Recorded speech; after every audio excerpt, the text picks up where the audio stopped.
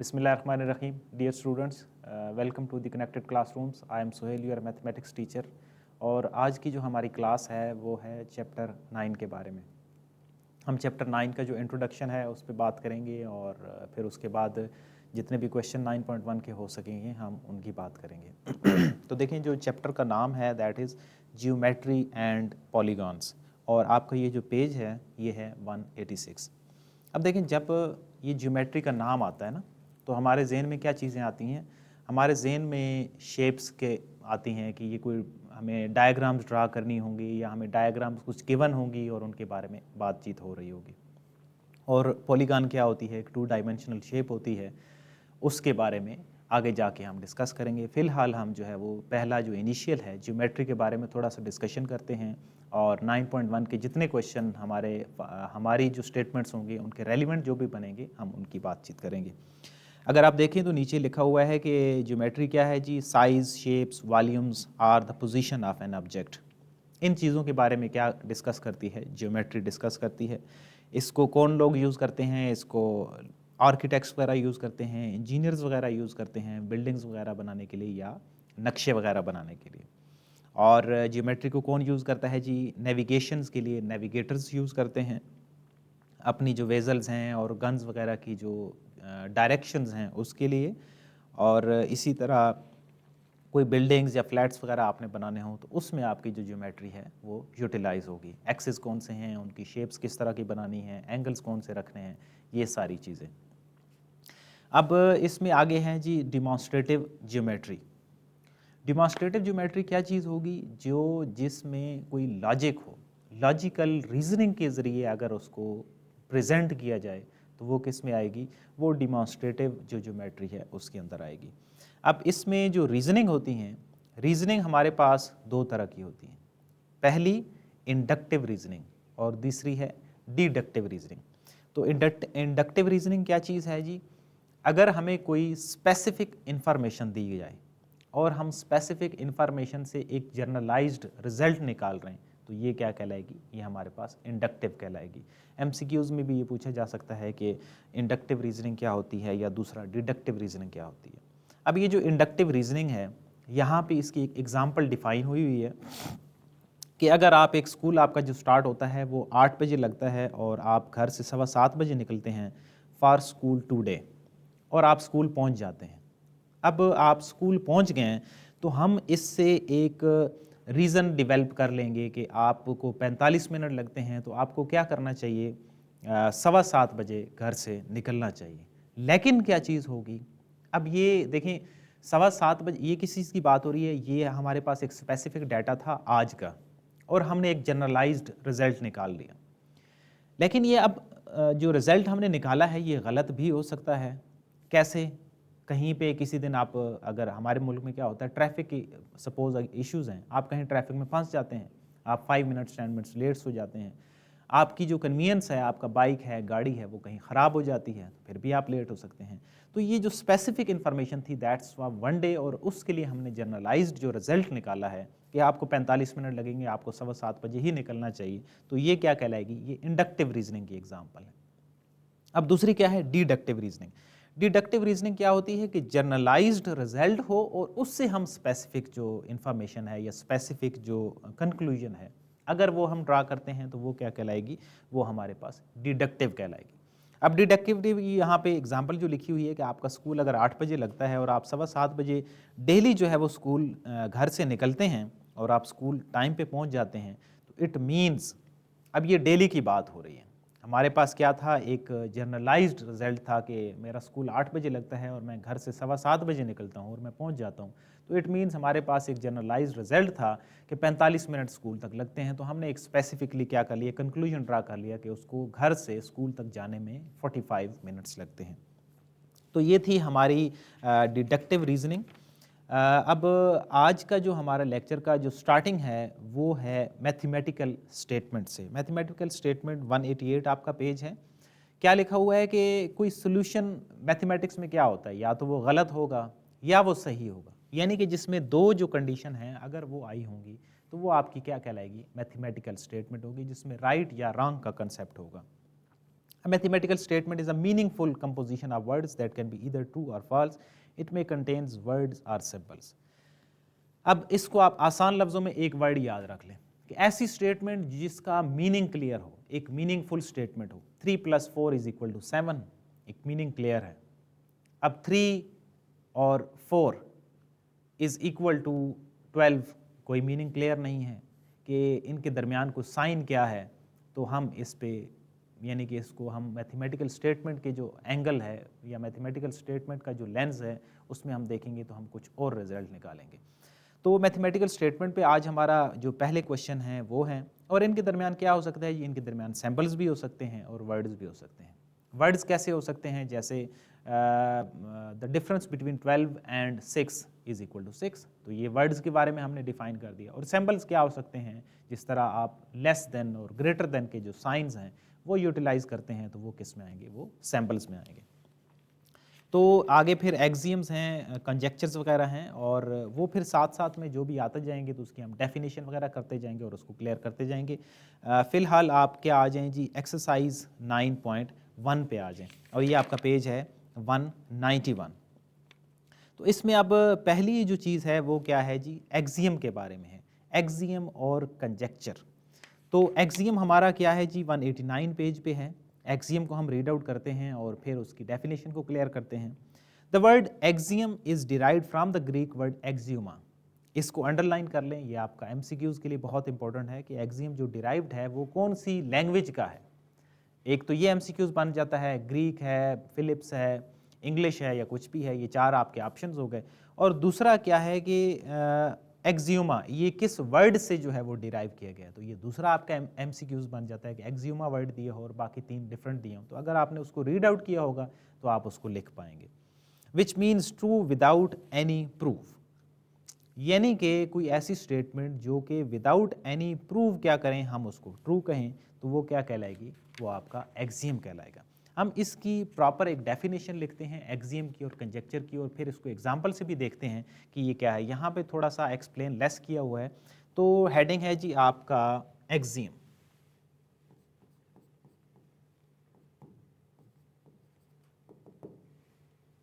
Mathematical statement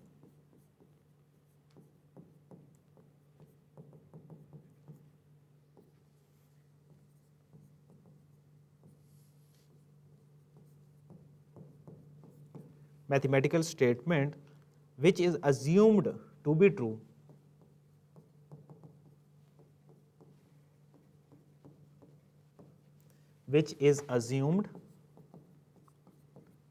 true without any proof। तो ये आपका एक प्रॉपर जो है वो डेफिनेशन हो गई। अब इसकी एग्जाम्पल जो है वो हम देख लेते हैं कि वो क्या बनेगी। अब लेट्स से ए है, ए और ये किसके इक्वल है, ये बी के इक्वल है, और बी जो है वो सी के इक्वल है। ये तीनों आपस में इक्वल हो गए, implies that A is equal to C. अब ये है तो ठीक, लेकिन इसका कोई प्रूफ नहीं है कि ये तीनों आपस में इक्वल हैं। इसका मतलब क्या होगा कि ए जो होगा वो सी के भी इक्वल होगा। तो ये किसको हमने डिफाइन कर लिया, ये हमने एक्सियम को डिफाइन कर लिया कि जो सही तो हो लेकिन उसका क्या हो, कोई प्रूफ ना हो। ठीक है, तो ये हमारा एक्सियम है। अब नेक्स्ट आते हैं कंजेक्चर से। कंजेक्चर का जो उर्दू में मतलब है उसको हम क्या बोलते हैं, क्यास, क्यास आराई, ख्याल, ये इसका उर्दू में मतलब है। इसकी अब हम डेफिनेशन लिखते हैं, conjecture.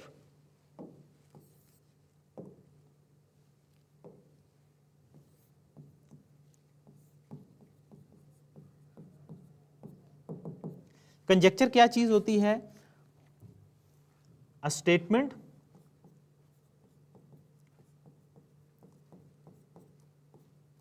that is believed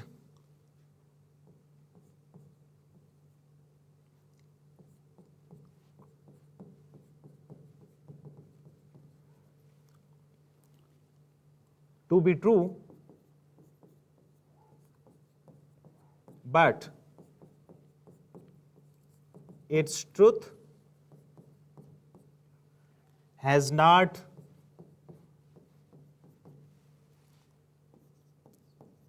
been proved is called conjecture. तो ये हमारे पास कंजक्चर की डेफिनेशन हो गई। अब इसकी एग्जाम्पल क्या है जी? सपोज आपके पास कुछ इस तरह की वर्डिंग में कुछ लिखा हुआ है। अब ये आपके पास वर्डिंग है 4, 8, 16, 12 एंड 16, और आपने ये जो नेक्स्ट वैल्यू है ये कंप्लीट करनी है। तो अब मेरा जो ख्याल है, जो मेरा कयास है, वो क्या होगा कि इन दोनों के दरमियान, हर दो टर्म्स हैं उनके दरमियान 4 का गैप है। पहली 4 है, दूसरी 8 है, तीसरी 12 है, 16 है। तो इट मीन्स जो लास्ट वाली होगी ना, वो क्या होगी? वो 20 होगी। तो मैंने कंजक्चर कैसे ड्रा किया कि देखिए 4 + 4 जो होता है वो 8 होता है। तो 8 के अंदर ही 4 ऐड करेंगे तो नेक्स्ट टर्म बन जाएगी, और इसी तरह 12 के अंदर फिर हम 4 ऐड करेंगे तो वो 16 बनेगा। तो सिमिलरली 16 के अंदर भी अगर मैं 4 ऐड करूंगा तो मुझे नेक्स्ट जो टर्म होगी वो मिल जाएगी। तो ये जो चीज़ है, ये प्रोसेसिंग जो है, ये मैंने क्या ड्रा किया? कंजक्चर जो है वो ड्रा कर लिया इस एक स्टेटमेंट को देखते हुए। A statement that is believe to be true. अब देखें, जो जिस पे यकीन हो कि ये है तो ठीक, but its truth has not been proved is called conjecture. अब आप इसको कैसे प्रूव कर सकते हैं? कोई इसका प्रूफ नहीं है। आप को नज़र आ रहा है कि इनके दरमियान 4 का गैप है, आपने एक उससे एनालिसिस कर लिया, एक अपना ख्याल डेवलप कर लिया, एक कंजक्चर बना लिया, तो आपने उसी के अकॉर्डिंग जो नेक्स्ट मिसिंग आपकी स्टेटमेंट है वो आपने लिख दी है। तो ये क्या कहलाएगा? ये कंजक्चर कहलाएगा। तो ये हमने जो पहला है हमारा क्वेश्चन 9.1 का, ये दोनों स्टेटमेंट्स के ऊपर है कि ये कंजक्चर और जो एक्सियम हैं उनमें क्या डिफरेंस है, क्या चीज़ें हैं। तो हमने उसको अच्छे तरीके से एक्सप्लेन कर लिया, डेफिनेशंस भी देख ली, उसकी एग्जांपल्स भी देख ली, क्योंकि जो पीछे डेफिनेशन लिखी हुई हैं वो इतनी ज़्यादा क्लियर नहीं थी, तो ये प्रॉपरली मैंने डिफाइन कर दिया यहाँ पे इनको। आई होप कि आपको कंजक्चर भी क्लियर होगा और एक्सियम भी क्लियर होगा। एक्सियम क्या है? Assume to be true without any proof. Assumed, ठीक है, अज्यूम्ड का क्या मतलब होता है कि हाँ, ये ख्याल किया जाता है कि ये सही है, विदाउट एनी प्रूफ, और इसके अंदर क्या है? That is believed to be true, ठीक है। तो ये इनके दरमियान थोड़ा सा डिफरेंस है, वो क्या बनाएगी? वो कंजक्चर बन जाएगी। अब आते हैं हमारे दूसरे क्वेश्चन के ऊपर, कि दूसरे क्वेश्चन में क्या चीज है जी? Which of the following are mathematical statement. अब मैथमेटिकल जो स्टेटमेंट है उसकी डेफिनेशन को हमने देखा है कि वो क्या होगी। वो या तो ऐसी स्टेटमेंट हो जो सही हो या गलत हो, या आसान लफ्जों में क्या कहा था, एक जो मीनिंग जिसमें क्लियर हो, एक मीनिंगफुल जो सेंटेंस होगा वो मैथमेटिकल स्टेटमेंट होगी, और जिसमें मीनिंग ही क्लियर ना हो तो वो फिर मैथमेटिकल स्टेटमेंट नहीं बनेगी। अब देखते हैं इसके अंदर क्या चीज़ें लिखी हुई हैं, हम देखते हैं कि ये मैथमेटिकल स्टेटमेंट्स कौन सी हैं और कौन सी नहीं हैं, और इनके अंदर क्या हो सकती है? इनके अंदर वर्ड्स भी हो सकते हैं, इनके अंदर सैम्पल्स भी हो सकते हैं जी। तो क्वेश्चन नंबर 2 है हमारा,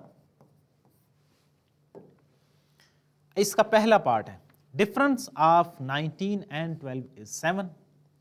तो पहला जो पार्ट है ये एक मैथमेटिकल स्टेटमेंट है, जो होंगी मैं उनको टिक करता जाऊंगा कि हाँ ये मैथमेटिकल स्टेटमेंट है, क्योंकि इनके अंदर सेंस क्लियर हो रही है और ये ठीक भी हैं कि 12 और 19 और 12 का जो डिफरेंस है वो क्या आएगा? वो 7 आएगा जी।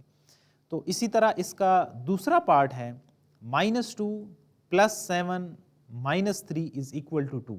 बिल्कुल ये ठीक है। -5 + 7 इज इक्वल टू 2, तो ये भी ट्रू है। जो सेकंड है ये भी एक मैथमेटिकल स्टेटमेंट है। Third one, 34 + 16 is not equal to 50। तो 34 और 16 को अगर हम ऐड करें तो वो 50 बनता है, तो ये फॉल्स है, यानी कि ये फिर मैथमेटिकल जो स्टेटमेंट है वो नहीं है, इसमें जो मीनिंग है वो क्लियर नहीं है, क्योंकि इसका आंसर क्या बनता है? 50 बनता है। तो थर्ड वन को मैंने क्या कर दिया? क्रॉस कर दिया कि ये ऐसा नहीं है, ये गलत है। और इसी तरह 4 1 है a + b is equal to 9। 4 1 को थोड़ा सा देख लें। ये हम इसको कह रहे हैं कि ये फॉल्स है, ये मैथमेटिकल स्टेटमेंट नहीं है। अब इसकी एक्सप्लेनेशन क्या है? अब हमें ये एक, आप इसको ये भी कह सकते हैं कि ये एक ओपन सेंटेंस है। ओपन सेंटेंस कैसे है कि हमें पता नहीं है कि इन दोनों की क्या वैल्यूज हैं। अगर हमें इनकी वैल्यूज क्लियर हो तो फिर तो हम कह सकते हैं कि हाँ ये a जो है वो 4 है और b सपोज 5 है। यानी इसी के अंदर अगर मैं एडिशन कर दूं कि a है 4 और b है 5, तो ये फिर स्पेसिफिकली क्या बन जाएगा, इस पार्ट के लिए ये मैथमेटिकल स्टेटमेंट बनेगी। बट राइट नाउ जो बुक के अंदर दिया हुआ है a + b = 9, ये जो है ये ओपन सेंटेंस है, फॉल्स है, ये मैथमेटिकल स्टेटमेंट नहीं है जी। नेक्स्ट क्या है, a + b whole square = a² + 2ab + b²। अब देखिए ये मैथमेटिकल स्टेटमेंट है और सारी वैल्यूज के लिए a और b की कोई भी वैल्यूज आप लिखेंगे तो उसके लिए आपका ये जो फार्मूला है a + b whole square = a² + 2ab + b²। और इसी तरह आप नेगेटिव के केसेस में पढ़ते हैं कि a - b जो होल स्क्वायर होता है वो किसके इक्वल होता है, a² - 2ab और प्लस b²।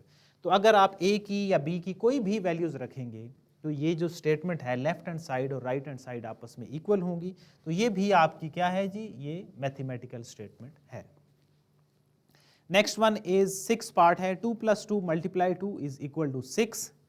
अब इसमें आपने क्या करना है, वो जो आप छोटी क्लासेस में पढ़ते हैं डी मैथ्स रूल के, पहले आपने क्या करनी होती है, डिवीजन करनी होती है, फिर आप मल्टीप्लिकेशन करते हैं, फिर आप एडिशन करते हैं और सब्ट्रैक्शन करते हैं।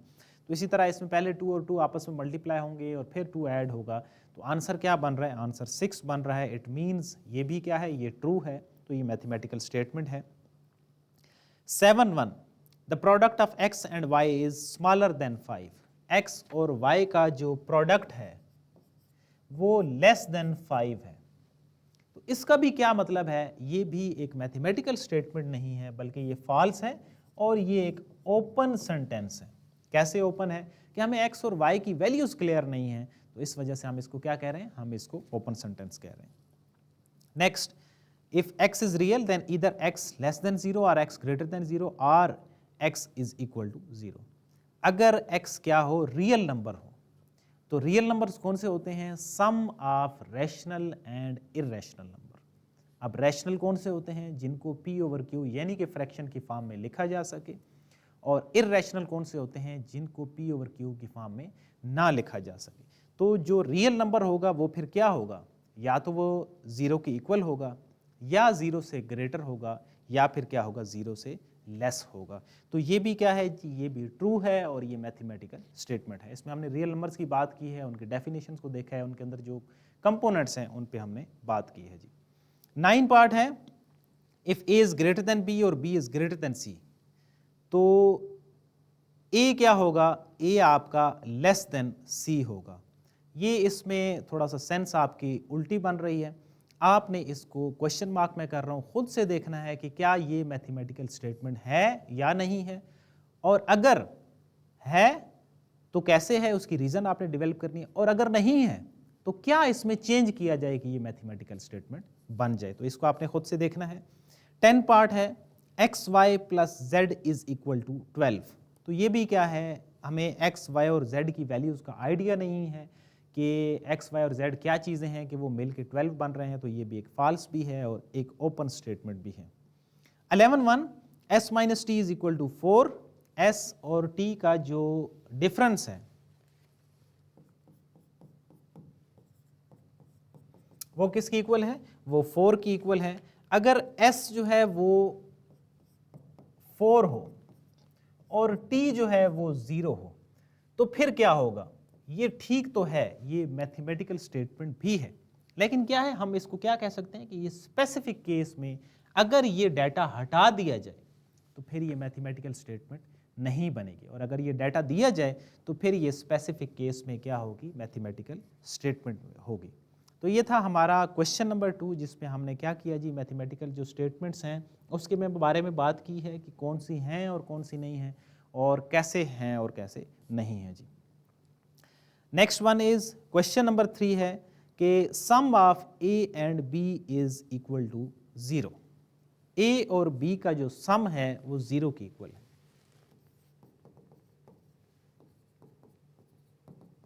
ठीक है, is this sentence a mathematical statement? तो अगर आप प्रीवियस क्वेश्चन नंबर 2 को देखें और स्पेशली अगर इसका पार्ट 4 देखें तो ये तो उसी तरह की ही कंडीशन है, ये एक ओपन सेंटेंस है, ये मैथमेटिकल स्टेटमेंट नहीं है, ये ओपन सेंटेंस है। इफ नो, आगे वो रीजन दे रहा है कि अगर नहीं है, how can be make it a mathematical statement? तो फिर इसको मैथमेटिकल स्टेटमेंट वो कह रहा है कि कैसे बनाया जा सकता है। तो बना हम ये सकते हैं स्पेसिफिक केस में, अगर मैं a की वैल्यू को सपोज ले लेता हूं 4 और अगर हम b की वैल्यू को ले लें -4, तो ये स्पेसिफिक केस में अब ये मैथमेटिकल स्टेटमेंट बन जाती है कि अगर हमारा डाटा a क्या हो, हमारे पास 4 की इक्वल हो और b जो हो वो हमारे पास -4 की इक्वल हो, तो ये क्या बनेगी, ये हमारी मैथमेटिकल स्टेटमेंट बनेगी। ये था हमारा क्वेश्चन नंबर 3, हमने इसको देखा। नेक्स्ट वन इज 4 क्वेश्चन में क्या करना है जी, आपने प्रूव करना है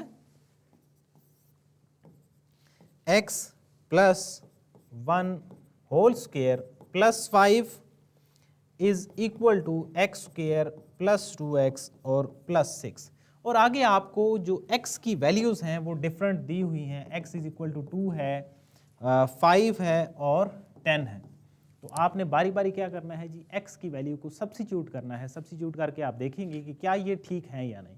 तो हम कोई एक केस ले लेते हैं, x is equal to 2 suppose ले लेते हैं, 2 plus 1 whole square plus 5 is equal to 2 का square plus 2 into 2 and plus 6। तो ये क्या होगा, 3 का स्क्वायर हमारे पास 9 plus 5 is equal to 4 plus 4 plus 6, 14 is equal to 14। तो इट मीन्स ये क्या चीज़ है, ये हमारे पास ठीक प्रूव हो रहा है। और इसी तरह इसका आप जो 5 है, x की वैल्यू को आप 5 सब्स्टिट्यूट करके देखेंगे और सिमिलरली आप 10 को देखेंगे। इसको आपने खुद से सॉल्व करना है, देखना है कि क्या ये ठीक साबित हो रही हैं या नहीं हो रही हैं। हाँ जी, नेक्स्ट अब जो पहला क्वेश्चन की दूसरी डेफिनेशन थी कंजेक्चर वाली, क्वेश्चन नंबर 5 के लिए अब आपने कंजेक्चर बनाना है कि नेक्स्ट जो इसके डिजिट्स होंगे वो क्या होंगे। आपके पास जो स्टेटमेंट है वो कुछ इस तरह की है। तो नेक्स्ट जो यहाँ पे जो वैल्यू है वो आपने डिफाइन करनी है और बेसिकली आपने क्या ड्रा करना है, इसका कंजेक्चर ड्रा करना है।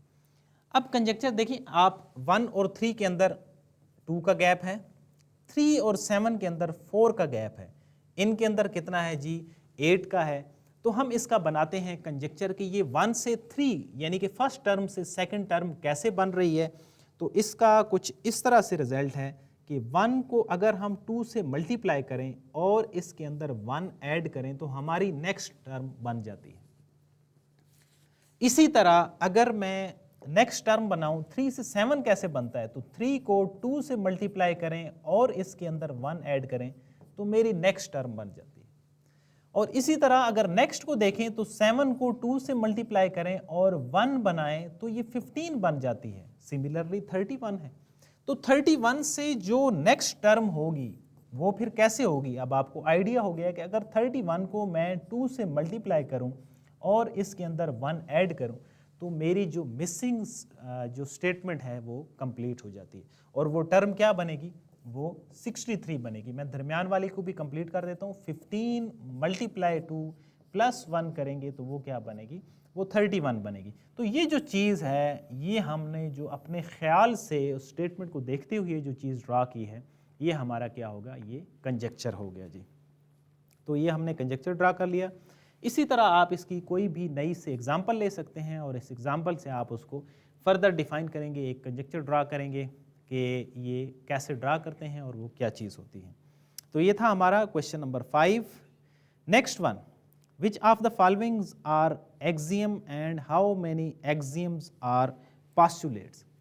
अब इसमें आज की जो लेक्चर है उसमें डिफरेंट चीज़ें काफ़ी हमने डिफ़ाइन की हैं। हमने इंडक्टिव डिडक्टिव की बात की है, हमने एक्सियम्स की बात की है, हमने कंजेक्चर्स की बात की है। अब आगे जो हैं वो फर्दर इसके अंदर ऐड हो रही हैं चीज़ें, पोस्टुलेट ऐड हो रहा है। तो आज की हम लेक्चर को यहाँ तक थोड़ा सा रिवाइज़ करते हैं ताकि ये नेक्स्ट हमारा जो पोस्टुलेट है हम उसको नेक्स्ट क्लास में फर्दर डिफ़ाइन करें कि पास्टुलेट और एक्सियम के दरमियान क्या लिंकेजेस है और इनके दरमियान क्या डिफरेंस है। तो आज का जो हमारा लेक्चर है वो एक्सरसाइज 9.1 के हमने पहले जो 5 क्वेश्चंस हैं उनको हमने सॉल्व किया है और इसमें हमने क्या चीज़ें डिफ़ाइन किए हैं। हमने ज्योमेट्री की थोड़ी बात की है, उसके यूजेस की बात की है, इंडक्टिव और डिडक्टिव रीजनिंग की बात की है, फिर एक्सियम और कंजेक्चर और इन दोनों के दरमियान इनकी डेफिनेशन, एग्जांपल्स और डिफरेंस की बात की है और इनसे जो रेलिवेंट क्वेश्चंस थे हमने उनकी बात की है। तो आई होप कि आपका आज का लेक्चर जो है वो आपको क्लियर होगा। नेक्स्ट जो क्लास है उसमें हम क्वेश्चन नंबर 6 से ऑनवर्ड बात करेंगे और इनके अंदर जो चीज़ें यूज़ हो रही हैं आपने उनको थोड़ा सा रीड आउट करके लाना है ताकि आपको चीज़ें क्लियर रहें। तो this is all from my side for today. See you in the next class from the question number 6। अल्लाह हाफिज़।